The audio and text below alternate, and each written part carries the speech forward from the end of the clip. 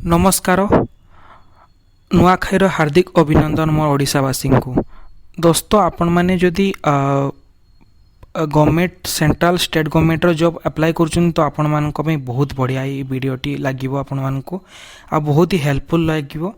दोस्तों मु कहीं देखुची कि प्रत्येक वर्ष आईबीपीएस हो कि आईबीपीएस जिते सब जॉब क्लर्क हो पीओ हो आरआरबी हो कि जिते सब जॉब्स हो सब बड़ बड़ जॉब अच्छी ठीक अच्छे तो एप्लिकेशन फी कहीं day by day every years increase होची। तो हमरो स्टेट गवर्नमेंट री मु कहवापी चाहूँगी स्टेट गवर्नमेंट जिते सब कॉर्पोरेट जॉब्स अच्छी तार भी एप्लिकेशन फी स्पेशली जनरल ओबीसी बहुत ही हाई रोची दोस्तों 1000 रु 5000 भितर एप्लिकेशन फी होची दोस्तों।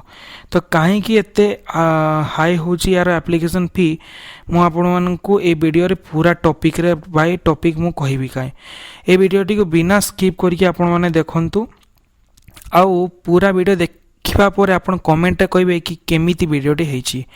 आपण माने जदि मोर यूट्यूब चैनल को सब्सक्राइब करना तो सब्सक्राइब करनियंतु।